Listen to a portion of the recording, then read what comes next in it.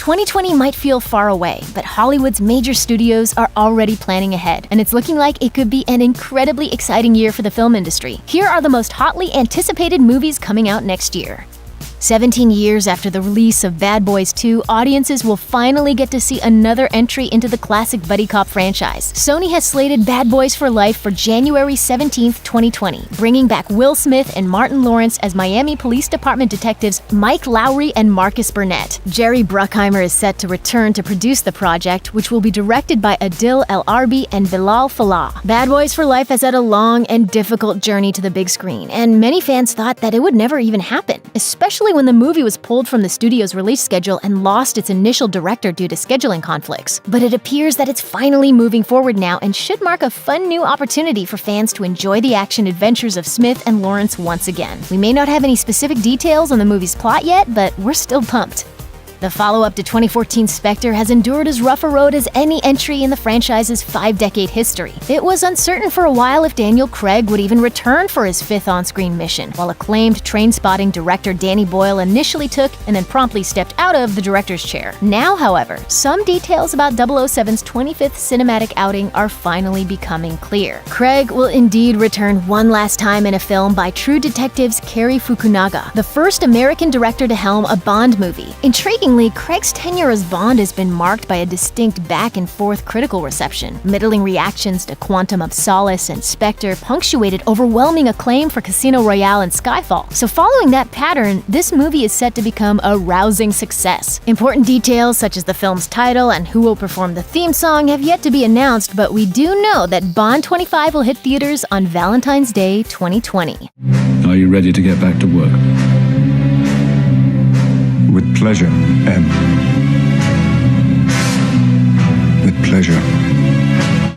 After grooting it up for Marvel's Guardians of the Galaxy movies, Vin Diesel is shifting gears for a different sort of comic book film. The Fast and Furious actor will step into the lead role in Sony's upcoming Bloodshot movie, adapted from Valiant Comics' successful comic series of the same name. The lead character is a wounded soldier who's been resurrected through the wonders of nanotechnology, and now he has to hunt down powerful outcasts called Harbingers. The comic premiered in 1992 and ran for 110 issues, with upwards of 7.5 million copies sold. Now, with the success of Violent Comics-derived films like Logan and Deadpool, Valiant and Sony will surely be striving for an R rating. Given this hero's taste for blood, we'd expect nothing less. Bloodshot will be helmed by visual effects artist and first-time director Dave Wilson, and will co-star Eiza Gonzalez, Michael Sheen, Toby Kebbell, and Sam Heughan, and is due out February 21st.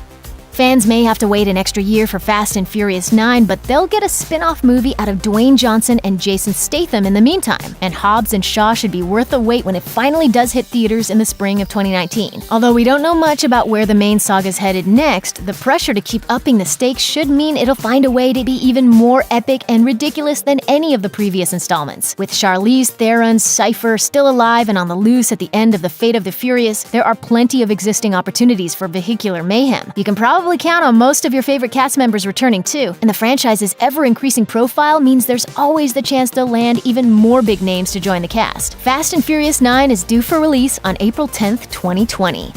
Film fans will finally get the answer to an age-old question on May 22nd, 2020, when Godzilla and King Kong face off on the big screen. Director Adam Wingard has already assured fans that his take on the two monsters will crown a definitive winner, unlike the 1962 film that first pit the two characters against each other. This will be the 4th entry in the Legendary's Monsterverse, first established in 2014's Godzilla. The Iwis won't speak their name, but I call them skull crawlers. Why? Because it sounds neat. And further expanded on with Kong Skull Island. Godzilla, King of the Monsters will open that world even wider in 2019, bringing old favorites like Mothra and Rodan into the fray and setting the stage for this next clash of the Titans. Godzilla vs. Kong is the biggest project yet for Wingard, whose previous directing credits include You're Next and The Guest. As if the collision of these two screen icons wasn't fan-pleasing enough, the movie will also feature an impressive lineup of human actors. Stranger Things' Millie Bobby Brown will reprise her King of the Monsters role, with Black Panther's Denai Guerrera in Deadpool 2's Julian Dennison also attached to star.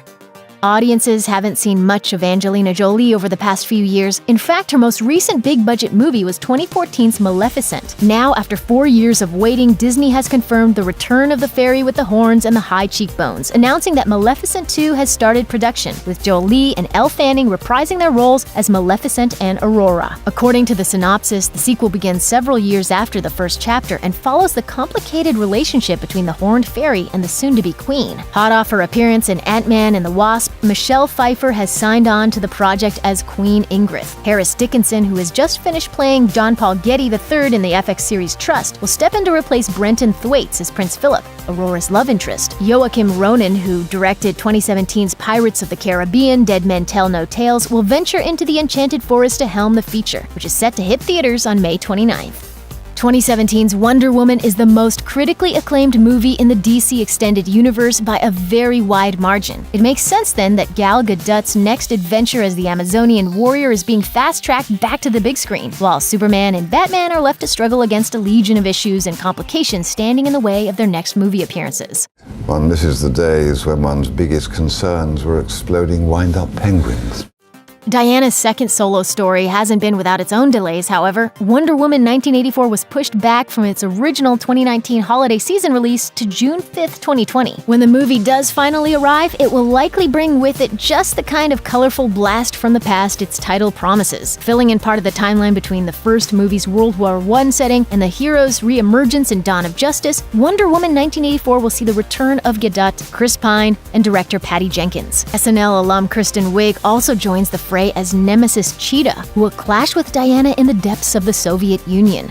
It's pretty hard to keep a movie production secret for very long, especially in the modern age. That's why it was so shocking when filmmaker Jason Reitman revealed that not only was he working on a new Ghostbusters movie, but that he already had a vague but atmospheric teaser trailer ready, announcing its summer 2020 arrival. The son of original Ghostbusters director Ivan Reitman, Jason has formed his own identity as a director with such offbeat, low-key dramedies as Juno and Tully. Now he's ready to direct and co-write a new chapter of the story he watched unfold on set as a child. Gil Kanan, the director of 2015's Poltergeist remake, will be sharing writing duties with Reitman. There were plenty of reasons for fans to be a little frustrated with Paul Feig's 2016 Ghostbusters reboot, but it's still a bold move for Reitman to return to the original timeline. He explained to Entertainment Weekly, "It's not a reboot. What happened in the 80s happened in the 80s, and this is set in the present day. It remains to be seen who else will be involved. Harold Ramis passed away in 2014, Rick Moranis is in semi-retirement, and Bill Murray has long been slippery on the topic of committing to another sequel. But then, who really knows what Bill Murray could do at any given moment?" I love this plan. I'm excited to be a part of it. Let's do it. Director Joseph Kosinski made his movie debut with 2010's Tron Legacy, a sequel for a generation that hadn't even been born when its predecessor was made. Now he's set to do it again with Top Gun Maverick, the 2020 follow-up to 1986's classic Flyboy thrill ride. This new installment will find the original movie's hero taking the son of his fallen friend under his wing. Top Gun director Tony Scott had once envisioned a sequel to his original movie, but his death in 2010 put those plans on hold. Producer Jerry Bruckheimer remained dedicated, however, eventually hiring Kosinski and securing the commitment of original stars Tom Cruise and Val Kilmer. Miles Teller will play the son of Goose, with Jennifer Connelly, John Hamm, and Ed Harris also joining the cast. A big part of Top Gun's success was its wildly popular soundtrack, so it's lucky that Harold Faltermeyer is also returning to compose the score, with Kenny Loggins recording a new version of Danger Zone for the movie. Feel the Need for Speed on June 26th. Lin-Manuel Miranda has become one of the defining songwriters and performers of his generation. Not only did he earn a Pulitzer Prize for the monumental impact of his Broadway musical Hamilton, but he's also been a delightful presence in family film and television. Meanwhile, director John M. Chu is best known for forging a cultural phenomenon in 2018 with Crazy Rich Asians. Combining these two forces can only be a great idea. And that's exactly what's going to happen in 2020, with Chu's adaptation of Miranda's debut Broadway musical, In the Heights. Though little else has been revealed about the movie, the show examines the lives of the Hispanic American residents of the Washington Heights neighborhood of New York City. Miranda himself originally played the central role of Usnavi, a young bodega owner who dreams of returning to his familial home of the Dominican Republic. After a long and troubled development history that stretches back a whole decade, In the Heights will finally hit screens on June 26th.